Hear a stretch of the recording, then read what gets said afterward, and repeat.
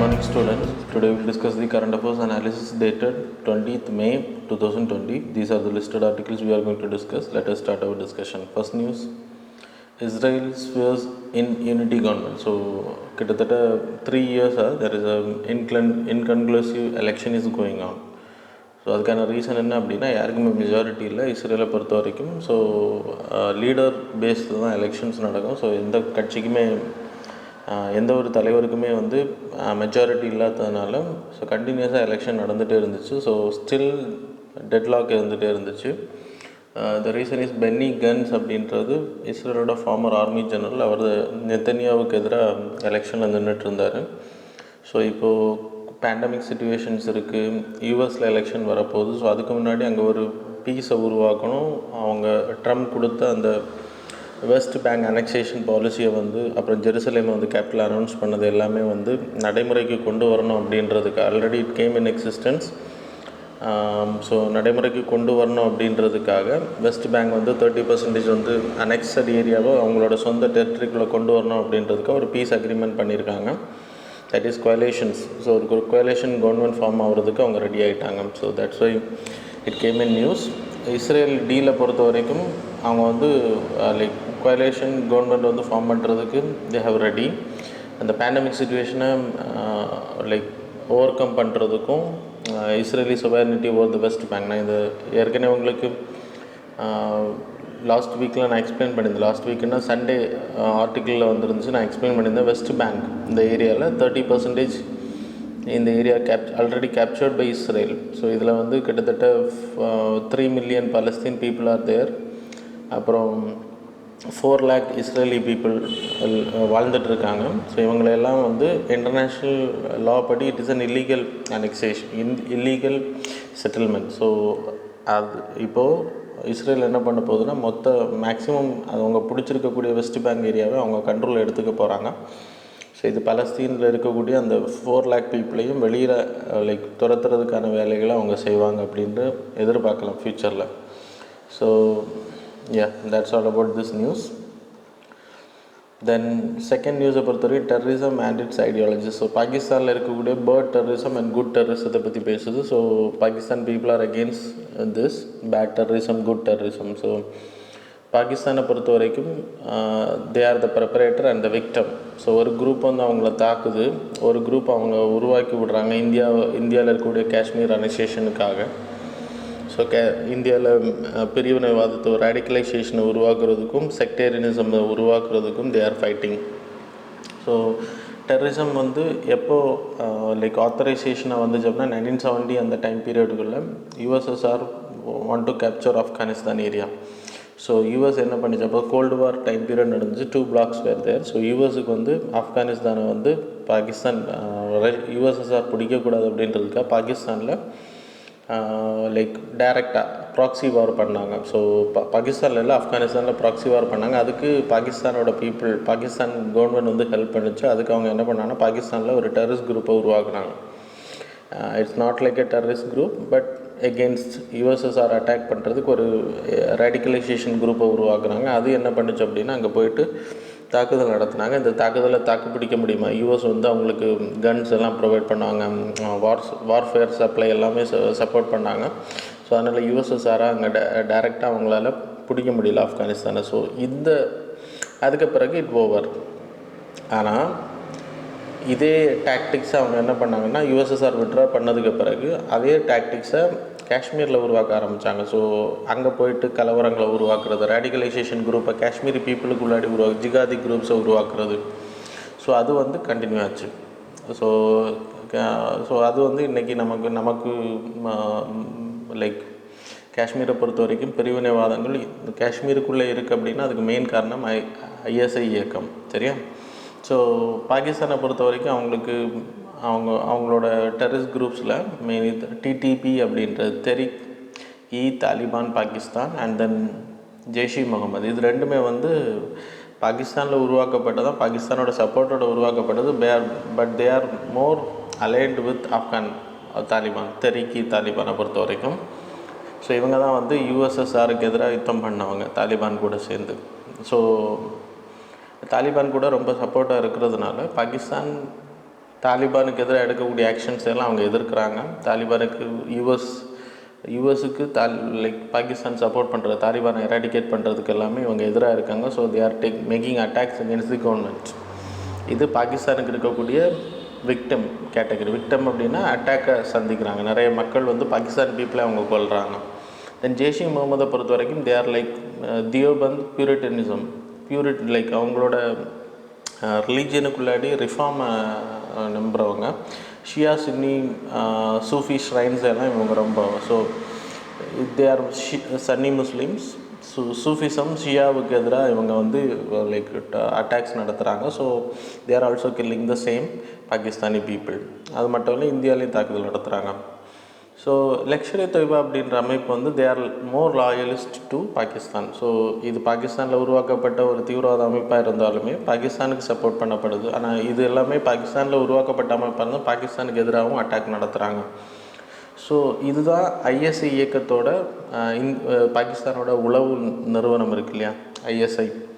So அந்த உளவு நிறுவனத்தோட அறிவுரையின் பேரில் இந்தியாவில் நமக்கு தாக்குதல் நடத்துகிறாங்க. மும்பையில் நடந்த அந்த தாக்குதலாக இருக்கட்டும், லாஜிஸ்டிக்கல் சப்போர்ட் எல்லாமே ஐஎஸ்ஐ இயக்கம் தான் அவங்களுக்கு பண்ணி கொடுக்குறாங்க. இன்டெலிஜென்ஸ் ரிப்போர்ட் எல்லாமே ஹஃபீஸ் சையத் தான் இதுக்கு தலைவராக இருக்கார்.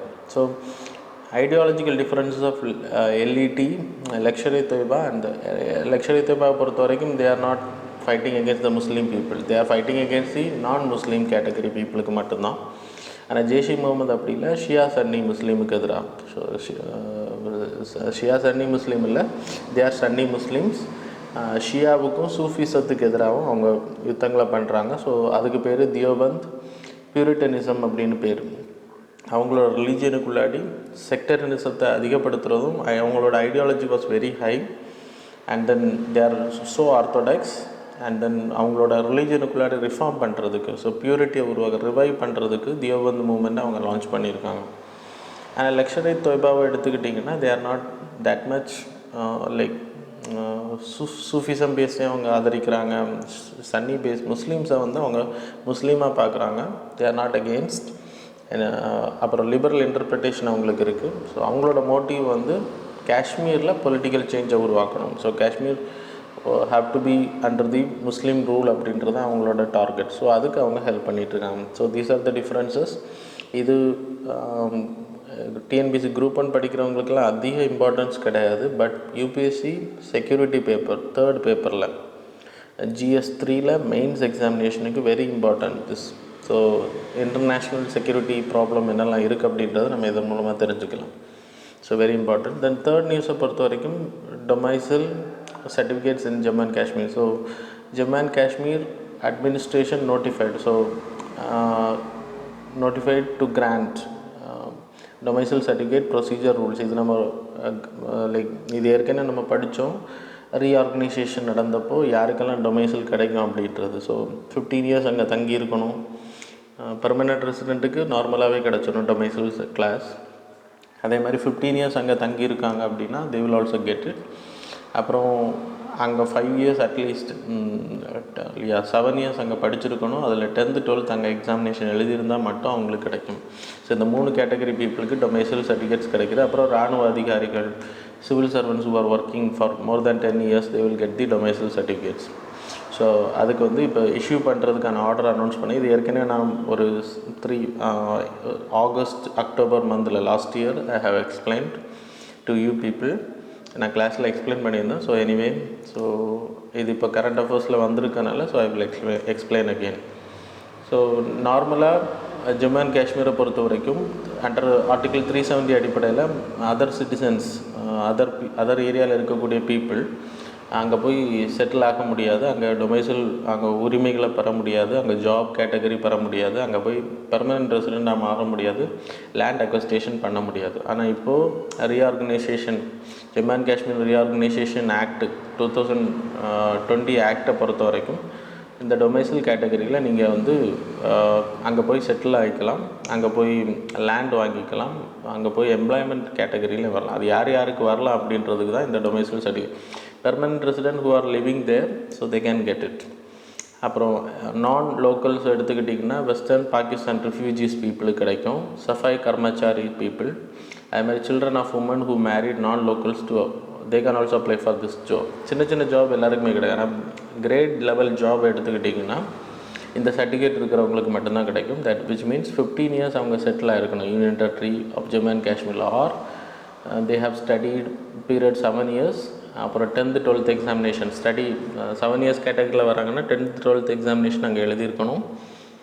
அப்புறம் கவர்மெண்ட் அஃபிஷியல்ஸாக இருக்கணும். ஸோ அது அவங்க 10 years அங்கே ஒர்க் பண்ணுறாங்க அப்படின்னா, ஸோ சிவில் சர்வன்ஸாக இருந்தாங்கன்னா they will get government official, central government official, all India services, public sector undertaking அவங்க 10 years அங்கே இருக்காங்க அப்படின்னா they will also get the domicile certificate.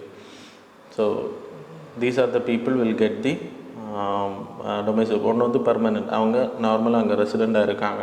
So அது ஒன்று. மைக்ரெண்ட் எடுத்துக்கிட்டிங்கன்னா ஜம்மு அண்ட் காஷ்மீர்லேருந்து மற்ற இடத்துல செட்டில் இருக்கிறவங்க. ஸோ அவங்க வந்து அவங்களுக்கு ஒரிஜினல் ரேஷன் கார்டு இருக்குது, அவங்க தே வில் ஆல்சோ கெட். அது மாதிரி கவர்மெண்ட் அஃபிஷியல்ஸ் மைக்ரேட்டட் ஆகி ஜம்மு அண்ட் காஷ்மீரில் செட்டில் ஆகிருக்காங்க அப்படின்னா 10 years அவங்க அங்கே கண்டினியூஸாக இருக்காங்கன்னா தே வில் ஆல்சோ கெட். அதுக்கு மேலே மற்றவங்களுக்கு கிடைக்கணும்னா 15 years they have to settle there. அப்புறம் மெயினாக என்ன அப்படின்னா இல்லைன்னா 7 years அங்கே படிச்சிருக்கணும். That is 10th and 12th mandatory அங்கே எழுதியிருக்கணும். அப்படிப்பட்டவங்களுக்கு கிடைக்கும். சரியா? தென் இந்த சர்டிஃபிகேட்டை பொறுத்தவரை 15 days, இது அவ்வளோ இம்பார்ட்டன்ட் இல்லை. 15 days நான் இதில் இருக்கிறதுனால சொல்லிடுறேன். ஸோ 15 days குள்ளே அந்த சர்டிஃபிகேட் வந்து ப்ரொவைட் பண்ணணும். அப்படி இல்லைன்னா they are free to approach to the அப்லேட் authority. அப்படியும் ஸோ அப்லேட் அத்தாரிட்டி வந்து இவங்க வேணுங்கன்னு தான் கொடுக்கல அப்படின்னு ஐடென்டிஃபை பண்ணாங்க அப்படின்னா 50,000 பெனால்ட்டி வரைக்கும், இல்லைன்னா to be recovered from the சேலரிலேருந்து அவங்க பிடிச்சிப்பாங்க. ஸோ ஆஃபீஸர்ஸ் வந்து வேணுங்கன்னு ப்ரொவைட் பண்ணலை அப்படின்னா these are the important. Then 4th நியூஸை பொறுத்தவரை hotter oceans form super cyclone. So இப்போ சூப்பர் சைக்ளோன்ஸ் பே ஆஃப் பெங்காலில் உருவாகிறதுக்கான main reason, so cyclone Amphan actually. So pronounce is உம்பன்.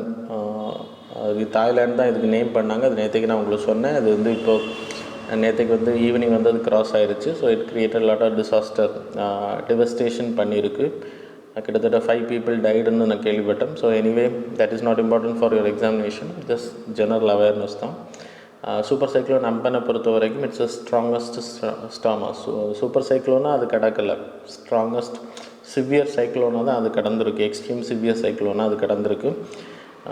Mainly இதுக்கு முன்னாடி 1999 ஒடிசாவை அது தாக்கியிருக்கு அப்படின்னு சொல்லப்படுது கேட்டகரி.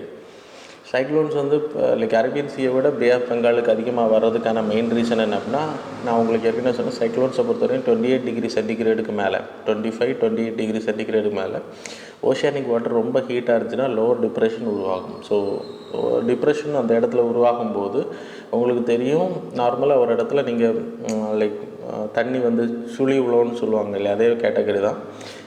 அந்த இடத்துல வந்து ஓவர் ஹீட்டிங் ப்ராசஸ் நடக்கும்போது ஆட்டோமேட்டிக்காக என்ன ஆகும் அப்படின்னா லோவர் டிப்ரெஷன் உருவாகும் போது மற்ற இடத்துல உள்ள தண்ணியெல்லாம் அந்த இடத்த நோக்கி வர ஆரம்பிக்கும். ஏரும் அங்கேருந்து இங்கே வர ஆரம்பிக்கும். ஸோ ஏர் வந்து ஒரு இடத்துல, ஸோ இது கண்டினியூஸாக ஒரு இடத்துல வரும்போது தண்ணியில் எப்படி சுழி விழுதோ அதே மாதிரி ஏரில் உங்களுக்கு ஃப்ளோ ஆகாமல். ஸோ ஏர் என்ன ஏர் அப்படின்னா மாய்ஸ்டர் ஏர். ஸோ மாய்ஸ்டர் மேலே ரைஸ் ஆகும். So cloud will be formed. So கீழே கன்வர்ஜன்ஸ், மேலே வந்து டைவர்ஜன்ஸ் கேட்டகரி இருக்கும். So automatically it will happen in Bay of Bengal. அதிகமாக நடக்கிறதுக்கான காரணம் என்ன அப்படின்னா, நீங்கள் அரேபியன் சீ எடுத்துக்கிட்டிங்கன்னா அங்கே ஹீட் இருக்குது, ஆனால் விண்ட் மூமெண்ட் ஃபாஸ்ட்டாக இருக்கிறதுனால அங்கே வந்து பெரிய அளவில் சைக்ளோன் உருவாகிறதுக்கு வாய்ப்புகள் ரொம்ப கம்மியாக இருக்குது. ஆனால் இங்கே எடுத்துக்கிட்டிங்கன்னா பே ஆஃப் பெங்கால் எடுத்தோன்னா it's a vast area, Indian Ocean ஏரியாவில் it's a huge area. Arabian சீயை கம்பேர் பண்ணால் இட்ஸ் அ வெரி லெஸ். இங்கே இன்ஃப்ளோ ஆகக்கூடிய வாட்டர், கங்காவாக இருக்கட்டும், பிரம்மபுத்திரா ரிவர், மெயின் ரிவர்ஸ்லேருந்து வரக்கூடிய வாட்டர் வந்து ரொம்ப இன்ஃப்ளோ அதிகம். அப்போ மேல் பரப்பில் இருக்கக்கூடிய தண்ணி நார்மலாக சீயை பொறுத்த வரைக்கும் என்ன நடக்கும் அப்படின்னா கன்வெக்ஷன் ப்ராசஸ் நடக்கும் தண்ணிக்குள்ளாடி. அப்படின்னா மேலே ஹீட் வாட்டர் இருக்குது அப்படின்றப்ப it will become lighter. So இந்த லைட் வாட்டர் கீழே ஹெவியர் வாட்டர் இருக்குது. ஸோ இது வந்து சைக்கிள் அப்படி மேலே சுற்றிகிட்டே இருக்கும். That convection process will take place. So இந்த கன்வெக்ஷன் ப்ராசஸ் நடக்கும்போது, கன்வெக்ஷன் அண்ட் கண்டக்ஷன் ப்ராசஸ்னால் என்ன நடக்கும்னா, கீழே இருக்கக்கூடிய தண்ணி மேலே வர்றதும் மேலே இருக்கக்கூடிய தண்ணி கீழே போகிறதுமான ப்ராசஸ். கீழே இருக்கக்கூடிய தண்ணி கோல்டு வாட்டராக இருக்கும், மேலே வரும்போது ஹீட்டாக, இந்த ப்ராசஸ் நடந்துகிட்டே இருக்கும். ஆனால் வார்ம் வாட்டர் மேலே கண்டினியூஸாக இருக்கிறதுக்கான ரீசன் என்ன அப்படின்னா, இந்த கன்வெக்ஷன் அண்ட் கண்டக்ஷன் ப்ராசஸ் ப்ராப்பராக நடக்காததுக்கான ரீசன் வந்து கங்கா ரிவரும் பிரம்மபுத்திரா ரிவரும் அதிகமான தண்ணியை வந்து கொண்டு போய் மேல் பரப்பில் கொட்டி விடுது. மேல் பரப்புனா ஸோ இது என்ன பண்ணுது அப்படின்னா கீழே இருக்கக்கூடிய கோல்டு வாட்டரை மேலே வர விடாமல் பண்ணுது. அப்போ automatically mixing is not happening. So heat வந்து ரொம்பவே ஹீட் அங்கே வந்து ஸ்டே ஆகும் மேலே. ஆனால் அரேபியன் சீயை நீங்கள் எடுத்துக்கிட்டிங்கன்னா அந்த conduction and convection is happening proper. அப்போ மேலே எப்போவுமே வந்து ரொம்ப வார்மிங் இருக்காது, சூடுக்கு மேலே சூடு அப்படி ஏறிட்டு இருக்காது. Because the reason is conduction and convection வந்து தண்ணியில் ப்ராப்பராக நடந்துகிட்ருக்கும். அதே இது பே ஆஃப் பெங்கால் எடுத்துக்கிட்டிங்கன்னா கங்கா அண்ட் பிரம்மபுத்திரா ரிவர் வந்து ஃபுல்லாக கலக்கிறதுனால என்ன ஆகுது அப்படின்னா இந்த மேலே இருக்கக்கூடிய தண்ணி அப்படியே தான் இருக்கும். கங்கா அண்ட் பிரம்மபுத்திரா ரிவர் வந்து அந்த ஃப்ளோ ஆகுறதுனால கீழே இருக்கக்கூடிய கோல்டு வாட்டர் வந்து மேலே வர விடாமல் தடுக்குது. That's a main reason. Arabian சீயில் உங்களுக்கு லெஸ் ரிவர்ஸ் தான் ஃப்ளோ ஆகுது, அது ரொம்ப கம்மியான தண்ணி தான் கம்பேரிங் டு பே ஆஃப் பெங்காலுக்கு போகுது. இது ஒரு ரீசன். ரெகுலராக வந்து அரேபியன் சீயில் கம்மியாக சைக்ளோன்ஸ் உருவாகிறதும் பே ஆஃப் பெங்கால் அதிகமான சைக்ளோன்ஸ் உருவாகிறதுக்கான மெயின் ரீசன். இப்போது நீங்கள் எடுத்துக்கிட்டிங்கன்னா 32லேருந்து 34 டிகிரி சென்டிகிரேட் வரைக்கும் இந்த பீரியடில் இருக்குது. அதுமாதிரி லாக்டவுன் ஒரு ரீசனாக சொல்லப்படுது. லாக்டவுனை பொறுத்த வரைக்கும் நம்ம சன்லைட் வந்து அதிகமாக பூமியை வரவிடாமல் தடுக்கிறது லைக் ஏரோசோல்ஸ்னு சொல்லுவாங்க. அதே மாதிரி அப்படியே ரிஃப்ளெக்ட் பேக் ஆகிறது. ஸோ டஸ்ட் பார்ட்டிகிள்ஸ் ஏரில் சஸ்பெண்ட் ஆகிருந்துச்சு, அட்மாஸ்பியரில் சஸ்பெண்ட் ஆகிருந்துச்சு அப்படின்னா சூரிய கதிர்கள் வந்து அது மேலே படும்போது it will act as a glass, அது வந்து அப்படியே ரிஃப்ளெக்ட் பேக். அதே மாதிரி ஹிமாலயன் மலைகளில் இருக்கக்கூடிய ஐஸ் கேப்ஸ், ஸோ ஐஸில் வந்து லைட்டு படுது அப்படின்னா அப்படியே ரிஃப்ளெக்ட் பேக் ஆகும். ஸோ இந்த ஹீட் இஸ் நாட் யூட்டிலைஸ்ட், இல்லைன்னா அந்த லைட்னால் ரேடியேஷன் ப்ராசஸ் இங்கே நடக்காது. அதே மாதிரி உங்களுக்கு இப்போ இண்டஸ்ட்ரி எல்லாமே ஷட் டவுனாக இருக்கிறதுனால Ganga river area, Brahmaputra river area, அதே மாதிரி இந்த சோன் ஏரியா இந்தியாவோட பே ஆஃப் பெங்கால் சோன் ஏரியாவில் அதிகமான பொல்யூஷன் வந்து ரொம்ப கம்மியாக இருக்குது. ஸோ பொல்யூஷன் இருக்கிறது ஒரு பெரிய ஆபத்து தான். ஏரோசோல்ஸ் வந்து ரொம்ப கம்மியாக இருக்கிறதும் ஆபத்து அப்படின்றது சொல்லப்படுது. அதான் இப்போ இந்த சைக்ளோனுக்கான ரீசன். ஸோ இந்த ஏரோசோல்ஸ் வந்து ஏரில் சஸ்பென்ஷன் ஆஃப் ஏரோசோல்ஸ் இல்லாததுனால ரிஃப்ளெக்ட் பேக் ஆஃப் சன்லைட் வந்து ரொம்ப கம்மி. ஸோ ஆட்டோமேட்டிக்காக சன்லைட் எல்லாமே என்ன ஆகுது அப்படின்னா பூமியை நோக்கி வருது. ஸோ அந்த பூமி வந்து அதிகமாக நார்மலை விட 1லேருந்து 3 டிகிரி சென்டிகிரேட் வந்து இதனாலே ரீசன்னு சொல்லப்படுது. இண்டஸ்ட்ரீஸ் வந்து ரன் ஆகாமல் இருக்கிறது, ஏரோசோல் சஸ்பென்ஷன் இல்லாதது, ஸோ க்ளவுட்ஸ் இல்லை கம்மியாக இருக்கிறது. These are the reasons. எல்லா ஹீட்டுமே டைரெக்டாக பூமியை நோக்கி வருது. அதுதான் ஓஷனே ஹீட் பண்ணுது. இந்த ஓஷன் ஹீட் அதிகமாக ஆகிறதுக்கான மெயின் ரீசனாக சொல்லப்படுது. ஸோ அதனால தான் இப்போ சைக்ளோன்ஸ் வந்து அதிகமாக உருவாகுது அப்படின்றதையும் சொல்கிறாங்க. சைக்ளோன்ஸை பற்றி ஏற்கனவே நான் உங்களுக்கு இப்போவும் எக்ஸ்பிளைன் பண்ணிவிட்டேன், முன்னாடி எக்ஸ்பிளைன் பண்ணிவிட்டேன். Go and see it. Then 5th பொறுத்தவரையும் star rating of garbage free cities. So ministry of housing and urban affairs வந்து 2018 இதை லான்ச் பண்ணாங்க. கார்பேஜ் ஃப்ரீ சிட்டிஸை வந்து ரேட்டிங் பண்ணுறது. இது வந்து ஸ்வச் சர்வேக்ஷன் ப்ராஜெக்டில் ஒரு பார்ட்டுன்னு சொல்லலாம். ஸோ அதுக்கு வந்து அசஸ்மெண்ட் பண்ணுறது ஹெல்ப் பண்ணும். சர்வேக்ஷன் அப்படின்றது க்ளீன் இந்தியா திட்டத்துக்கு கீழே வரக்கூடியது.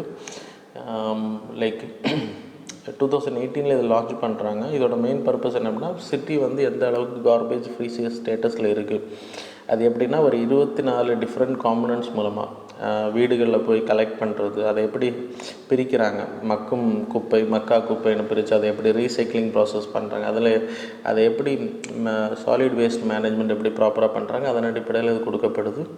இந்த வருஷமும் இந்த இயருக்கான 5 ஸ்டார் ரேட்டிங், 3 ஸ்டார் ரேட்டிங், அப்புறம் 1 ஸ்டார் ரேட்டிங் கொடுத்துருக்காங்க. அதில் 5 ஸ்டார் ரேட்டிங்கில் அம்பிகாபூர் சத்தீஸ்கரில், சூரத் ராஜ்கோட் வந்து குஜராத்தில், இண்டோர் மத்திய பிரதேஷ், நவி மும்பை மகாராஷ்டிராவில் clean city garbage free status கிடச்சிருக்கு அவங்களுக்கு.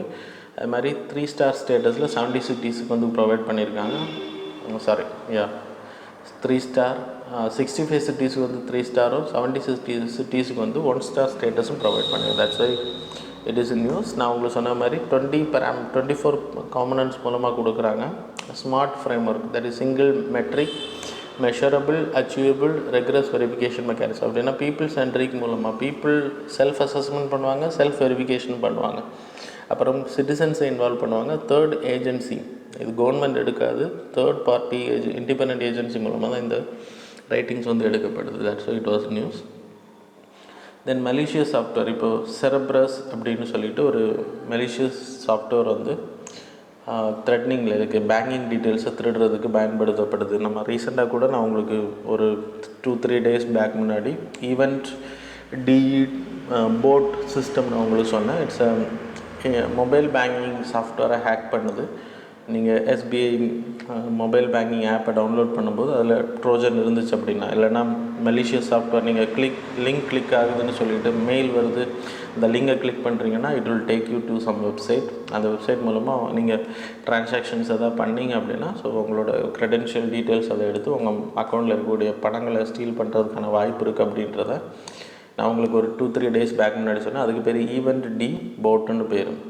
ஸோ அதே மாதிரி செரப்ரஸ் அப்படின்றது இப்போ பேங்கிங் ட்ரோஜன், அதுவும் ட்ரோஜன் தான், இதுவும் ட்ரோஜன் தான். ட்ரோஜன்னா என்ன அப்படின்னா, இப்போது உங்களுக்கு ஒரு மெசேஜ் வருதுன்னு வச்சுக்கோங்க, அந்த மெசேஜில் ஒரு லிங்க் இருக்கும். அந்த மெசேஜில் இருக்கக்கூடிய லிங்க் வந்து so they will talk about you have like won a prize of 5 lakh இல்லைனா 1 crore அப்படின்பாங்க.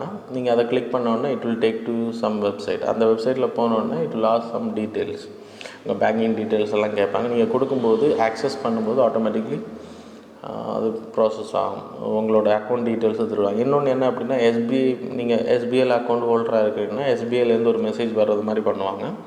அப்போ நீங்கள் என்ன பண்ணி அந்த லிங்கை கிளிக் பண்ணும்போது it will take you to unauthorised வெப்சைட்டுக்கு எடுத்துகிட்டு போவோம். ஆனால் எஸ்பிஐ மாடல்லே இருக்கும். நீங்கள் எல்லாத்தையும் போய் கிளிக் பண்ணுவீங்க, உங்களோட அக்கௌண்ட் டீட்டெயில்ஸ் எல்லாம் அவங்க திருடிடுவாங்க, உங்கள் அக்கௌண்ட்டில் இருக்கக்கூடிய காசு எல்லாம் எடுத்துருவாங்க. அதான் அந்த பேங்கிங் ட்ரோஜன். ஸோ செரப்ரஸ் அப்படின்றது பேங்கிங் ட்ரோஜனாக இப்போ ஐடென்டிஃபை பண்ணியிருக்காங்க. So it is like login க்ரெடென்ஷியலை திருடுறது, பேங்க் கார்டு நம்பர்ஸை திருடுறது, அது மாதிரி கிரெடிட் கார்ட்ஸ் நம்பர்ஸை திருடுறது, அதன் மூலமாக நிறைய பணங்கள் வந்து ஸ்டீல் பண்ணுறாங்க, திருடுறாங்க அப்படின்னு சென்ட்ரல் பியூரோ ஆஃப் இன்வெஸ்டிகேஷன் வந்து சொல்லியிருக்காங்க. That's why it was in news. So செரப்ரஸை பொறுத்த வரைக்கும் நான் உங்களுக்கு சொன்ன மாதிரி எஸ்எம்எஸ் மூலமாக இது வருதுன்னு சொல்ல, phishing campaigns, that is email text message மூலமாக உங்களுக்கு வெளியில் தெரியாத லிங்க் இருக்கும், அதை நீங்கள் கிளிக் பண்ணும்போது ஃபேக் வெப்சைட்டுக்கு எடுத்துகிட்டு போகும், உங்களோட பாஸ்வேர்ட்ஸ் எல்லாம் அவங்க எடுத்துருவாங்க. That's why be careful, don't like click unauthorised SMS லிங்க்ஸையோ இல்லைன்னா உங்களுக்கு பேங்க்ஸ்லேருந்து வரக்கூடிய மெயில், ஜாப் கொடுக்குறோம் அப்படின்னு சொல்லக்கூடிய மெயில்ஸ் எல்லாம் கிளிக் பண்ணி நீங்கள் ஸ்கேப் கோட்டாக மாறாதீங்க அப்படின்றத நான் சொல்லிக்கிறேன். That's all.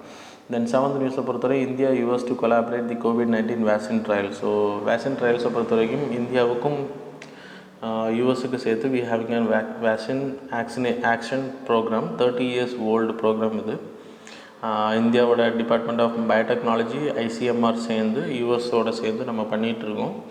இப்போது இந்தியாவில் இருக்கக்கூடிய COVID-19 ஸ்ப்ரெட்டிங் எப்படி இருக்குது, அதேமாதிரி அமெரிக்காவில் இருக்கக்கூடிய COVID-19 ஸ்ப்ரெட்டிங் டயக்னோஸ்டிக்ஸ், அது மூலமாக எப்படி வேக்சினேஷன் தயாரிக்கிறது அப்படின்றதுக்காக அதை கொலாபரேஷன் பண்ணியிருக்காங்க இந்தியாவும் யூஎஸும் சேர்ந்து.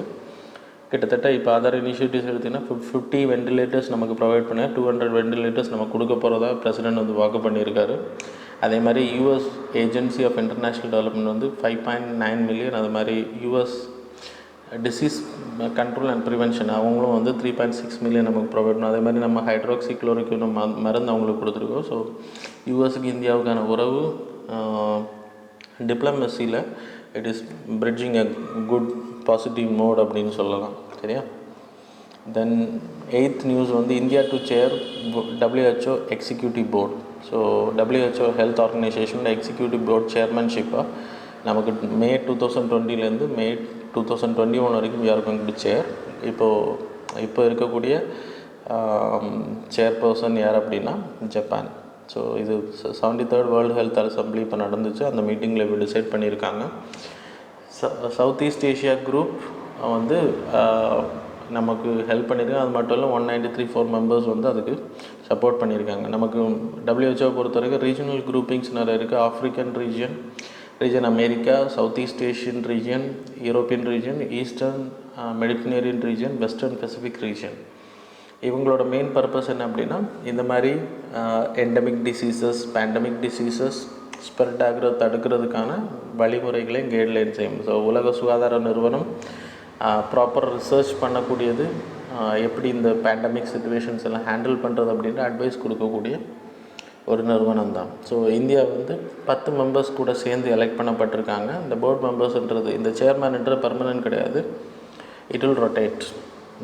இந்த செலக்ட் பண்ணியிருக்கக்கூடிய 10 மெம்பர்ஸும் வந்து ஒரு 3 years they will be there in the executive board. கம்போசிஷனை பொறுத்தவரை 34 individual technically qualified field officers அங்கே இருப்பாங்க. மெம்பர் ஸ்டேட்ஸ் எடுத்துக்கிட்டிங்கன்னா எலெக்டட் ஃபார் 3 years. நான் உங்களுக்கு சொன்ன மாதிரி இந்த சேர்மேனை பொறுத்தவரை இட் வாஸ் நாட் அசைன்ட், கண்டினியூஷனாக இருக்காது, ரொட்டேஷன் ஆகிட்டே இருக்கும். மீட்டிங்ஸ் எடுத்துக்கிட்டிங்கன்னா board meets at least twice a year. So ஒரு 1 இயரில் 2 வாட்டி மீட் பண்ணுறாங்க. இவங்க தான் வந்து ப்ரிப்பேர் பண்ணி கொடுப்பாங்க. வேர்ல்டு ஹெல்த் அசம்பிளி நல்லா டிஸ்கஸ் பண்ணணும், எந்தெந்த நாடுகளில் ரிசர்ச் அதிகப்படுத்தணும், எந்தெந்த நாடுகளில் இந்தந்த மாதிரி ஸ்ப்ரெட்டிங் இருக்குது, அதை கண்ட்ரோல் பண்ணுறதுக்கான வேக்சினேஷன் பாலிசி எல்லாம் எப்படி மெயின்டைன் பண்ணுறது அப்படின்றத டிஸ்கஸ் பண்ணேன். ஸோ இதை மொத்தமாக சேர்த்து வேர்ல்டு ஹெல்த் அசம்பிளியில் டிஸ்கஸ் பண்ணேன். இப்போ 73rd மீட்டிங் நடந்துச்சு இல்லையா, 18 to 20 மேயில் நடந்த மாதிரி. ஸோ வேர்ல்டு ஹெல்த் அசம்பிளியில் இதை டிஸ்கஸ் பண்ணுவாங்க. வேர்ல்டு ஹெல்த் அசம்பிளி கொண்டு சொல்லிவிட்டு ஒரு டைரக்டர் ஜெனரல் இருப்பாங்க. இப்போ டெட்ரஸ் அப்படின்றவர் இருக்கார். ஸோ அதுலேயும் இந்தியா வர்றதுக்கான வாய்ப்புகள் அதிகம் ஃப்யூச்சரில். சரியா? So that's why it was in news. Then 9th நியூஸை பொறுத்தவரை it is a security paper, organised crime கேட்டகரியில் உள்ள நியூஸு. இலிசிட் ட்ரக் சப்ளை வந்து வேர்ல்டு லெவலில் அதிகமாக இருக்குது அப்படின்றது. ஸோ பேண்டமிக் சுச்சுவேஷன்ஸ் அதிகமாக இருக்கிறதுனால இப்போ UNODC வந்து வேர்ல்டு ட்ரக் ரிப்போர்ட் வந்து ரிலீஸ் பண்ணியிருக்காங்க. அவங்க ஒரு ரிப்போர்ட் ரிலீஸ் பண்ணுவாங்க இயர்லி. அந்த ரிப்போர்ட் தான் இது. அந்த ரிப்போர்ட்டை பொறுத்த வரைக்கும் இப்போ COVID-19 சுச்சுவேஷன், லாக்டவுன்ஸ் அதிகமாக இருக்கிறனால ட்ரக் சீஸ் பண்ணுறது, தடுக்கிறது கம்மியாயிருச்சு. அதனால் இலிசிட் ட்ரக் ட்ரேடிங் வந்து அதிகமாக இருக்குது அப்படின்றது சொல்லப்படுது. ஸோ அதுக்கான மெயின் ரீசன் என்ன அப்படின்னா locally available drugs. Then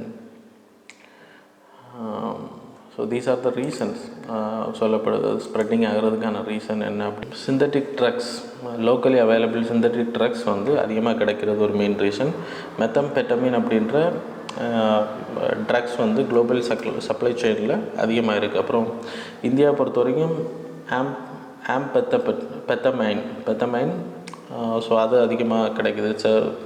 stimulants variety of மெத் அப்படின்ற கேட்டகரியில். ஸோ இதெல்லாம் எங்கேருந்து வருது அப்படின்னா நம்ம golden triangle, golden crescent golden ட்ரையாங்கிளை பொறுத்தவரை very important for UPSC. Myanmar, Laos and Thailand, South east Asian கண்ட்ரீஸில் அதிகமாக ப்ரொடியூஸ் ஆகுது. முன்னாடி யூரோப்பியன் கண்ட்ரிஸ், அமெரிக்கன் கண்ட்ரீஸ்க்கு அதிகமாக இங்கேருந்து தான் சப்ளை போச்சு. இப்போது அங்கே கண்ட்ரோல் பண்ணப்பட்டதுனால இப்போ நம்ம ஏரியாவில் மேரிடைம் மூலமாக, அந்தமான் நிக்கோபார் ஐலண்ட் மூலமாக மற்ற ஸ்டேட்ஸுக்கும் இந்தியாவில் இருக்கக்கூடிய பார்ட்ஸுக்கும் அது சப்ளை செய்யப்படுது. அது தடுக்கப்படணும். ஸோ வேர்ல்டை பொறுத்த வரைக்கும் 2 பிளேஸ், கோல்டு கிரசன்ட் இந்த வெஸ்ட் அண்ட் கோல்டு ட்ரையாங்கிள் இந்த ஈஸ்ட். கோல்டு கிரசன்ட்டை பொறுத்த வரைக்கும் Afghanistan, Iran and Pakistan, that is golden crescent. Golden ட்ரையாங்கிளை பொறுத்தவரைக்கும் மியான்மர், லாவோஸ் அண்ட் தாய்லாந்து, அவங்களுக்கு சொன்ன மாதிரி. இதுக்கான காரணங்கள் என்னென்னா, இப்போ south east Asian country Myanmar, Thailand, லாவோஸில் அதிகமாக ப்ரொடியூஸ் ஆகுறது easy to come inside India. ஏன்னா நம்ம பங்களாதேஷ் பார்டர் வந்து ஓப்பன் போரஸாக இருக்குது. நம்ம ஃபுல்லாகவே western boundary, Pakistan, China area, north eastern ஏரியாவை அதிகமாக கான்சன்ட்ரேட் பண்ணி ப்ரொடெக்ட் பண்ணிகிட்டு இருக்கோம். பட் ஈஸ்டர்ன் பவுண்ட்ரிஸ் எல்லாமே வந்து ஓப்பன் போரஸாக இருக்கிறதுனால இல்லீகல் ட்ரேடிங் அதிகமாக நடக்குது. மெயினாக ட்ரக் வந்து நமக்கு ஈஸியாக உள்ளே வர்றதுக்கு மெயின் ரீசனாக இருக்குது. அது பங்களாதேஷ் ஒரு மிகப்பெரிய காரணம், மியான்மர் பார்டரும் ஒரு மிகப்பெரிய ரீசனாக இருக்குது. ஸோ அதை வந்து கவர்மெண்ட் வந்து இன்டர்நேஷ்னல் ஆர்கனைசேஷன், இன்டர்நேஷ்னல் கண்ட்ரிஸ் கூட சேர்ந்து அதை குறைக்கணும் அப்படின்றது சொல்லப்படுது. United Nation Office on Drugs and Crime. So இது 1997 உருவாக்கப்படுது. 2002 it was change to UNODC அப்படின்ற பேரில் மாற்றுறாங்க. இவங்களோட பர்பஸ் வந்து ஆர்கனைஸ்ட் க்ரைம், ட்ரக்ஸாக இருக்கட்டும், இதெல்லாம் எப்படி கண்ட்ரோல் பண்ணுறது அப்படின்ற ரெக்கமெண்டேஷன் கொடுப்பாங்க. Every year they are releasing a world drug report வந்து ரிலீஸ் பண்ணுறாங்க. வே ஃபார்வர்டில் national, regional and international cooperation வேணும். அப்புறம் அனலைஸ் வேணும், இந்த ட்ரக்ஸ் உயர்றதுக்கான ரீசன் என்ன அப்படின்னு எப்படி மிட்டிகேட் பண்ணுறது இன்டர்நேஷ்னல் குரூப் கூட சேர்ந்து அப்படின்றத they have to analyse and implement பண்ணணும். இது that's all about today's current affairs student. Thanks a lot for வாட்சிங்.